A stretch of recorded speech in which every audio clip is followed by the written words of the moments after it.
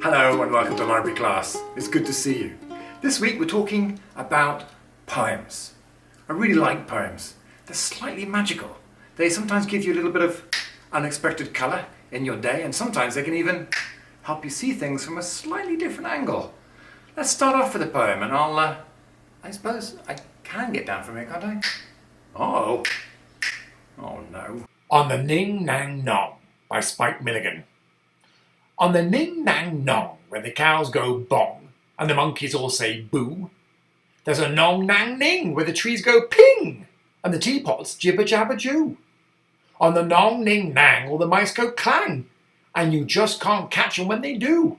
So it's Ning Nang Nong, cows go bong, Nong Nang Ning, trees go ping, Nong Ning Nang, the mice go clang. What a noisy place to belong is a Ning Nang Nong.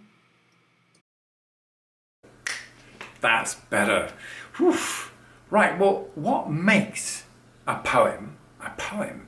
It's a tricky question in some ways, but I suppose the simplest answer is to say a poem is something written by a poet. That's me! Well, who are you? I'm a poet. Look, I've got a cloak and everything. You don't need a cloak to write a poem. You just need a pencil and paper and some time. Ah.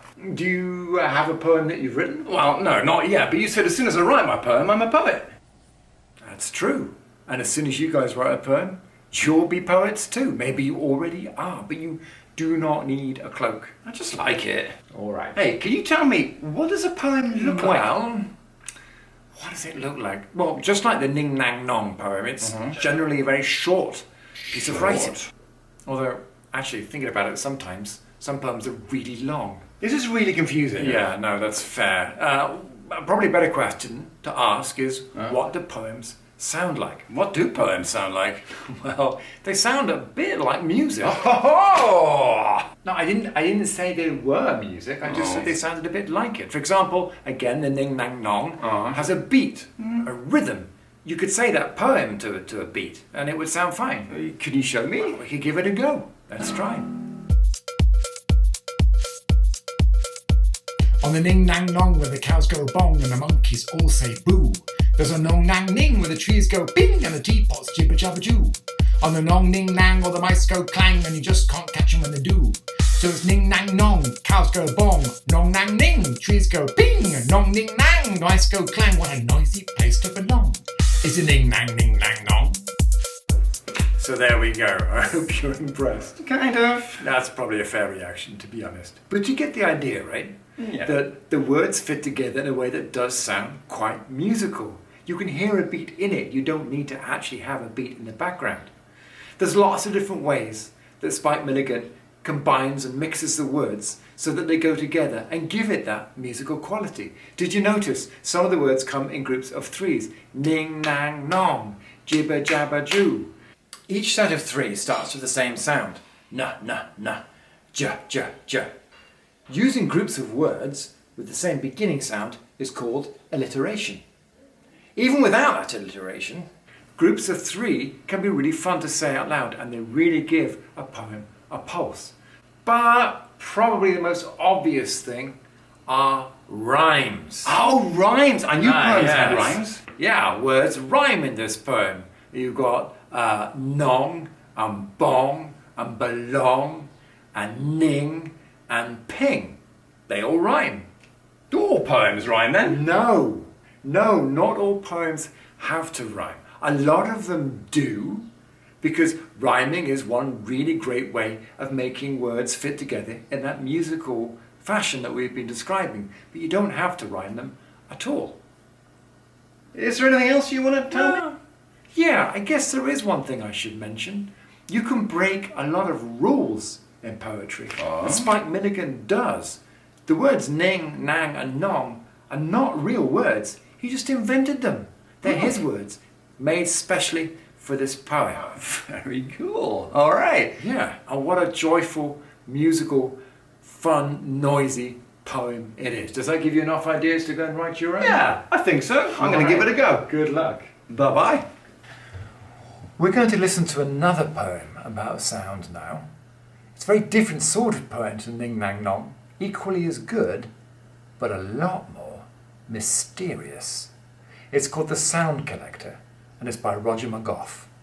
A stranger called this morning, dressed all in black and grey, put every sound into a bag and carried it away. The whistling of the kettle, the turning of the lock, the purring of the kitten, the ticking of the clock, the popping of the toaster, the crunching of the flakes, when you spread the marmalade, the scraping noise it makes, the hissing of the frying pan, the ticking of the grill, the bubbling of the bathtub as it starts to fill, the drumming of the raindrops on the window pane, when you do the washing up, the gurgle of the drain, the crying of the baby, the squeaking of the chair, the swishing of the curtain, the creaking of the stair. A stranger called this morning. He didn't leave his name, left us only silence. Life will never be the same. Wow, I really like that poem. It makes me think about sounds in a completely different way. I'd really like us to write another poem about the sound collector. What if he came back and put all the sounds back in their places? Except in our poem, we're going to pick different sounds. We're going to go around the house and see what we can find that makes a noise. And look, I've got some scrap pieces of paper here and a pen so we can note down the sounds that we find.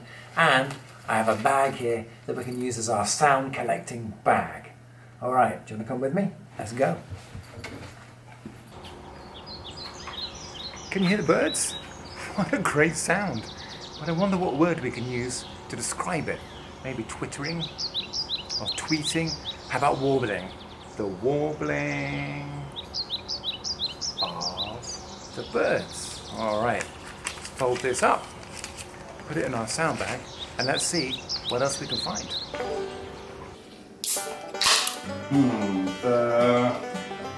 The chicken of the can.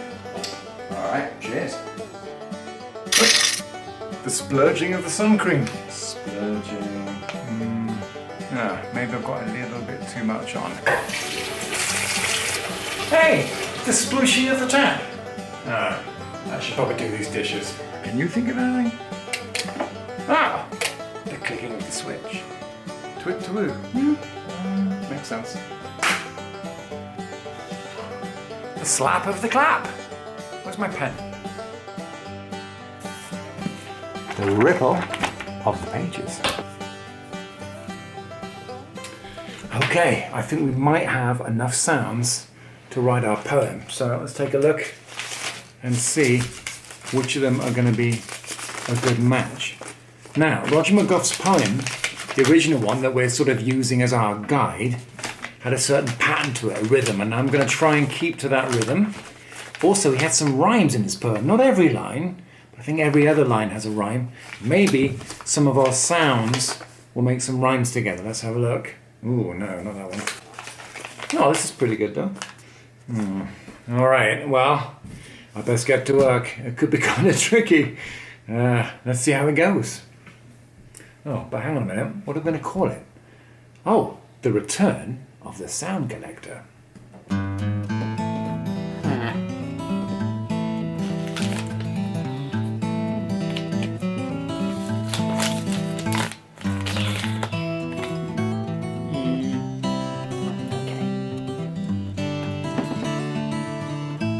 All right, I think I might be there. I don't know what Roger McGough would think of this, but I hope I'd enjoy it. All right, let's read it out and see what you guys think. Here we go. The Return of the Sound Collector by us. The stranger came this morning, a smile upon his face. He took the sounds from out his bag and put them back in place. The clicking of the light switch, the splooshing of the tap, the splurging of the sun cream, the slapping of the clap, the ripple of the pages when you're flipping through a book, the warbling of the songbirds when you go to take a look. The stranger came this morning, dressed in grey and black. It was way too quiet without our sounds. It's so good to have them back. And there we are. I hope you enjoyed that. Now we're all poets, so congratulations.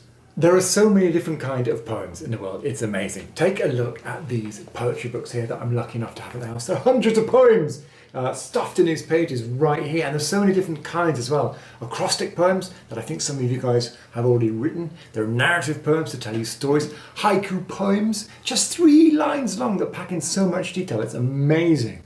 There are limerick poems to make you laugh, nonsense poems like the Ning Nang Nong that we just enjoyed together, just to be silly with. The thing that all poems have in common is that they offer a unique way of sharing what you notice about the world around you, whether that's what you see, or hear, or taste, or smell, or touch, or whether it's how you feel about the world around you. There's nothing quite like poetry for sharing those ideas with other people. I really think you guys are going to love reading and writing poetry for a long time to come. Well, that's the end of library class for today. Thank you so much for writing poetry with me. I hope you enjoyed it. I certainly did. I will see you guys next time. But in the meantime, take care, keep exploring, keep discovering. Stay safe. Bye-bye.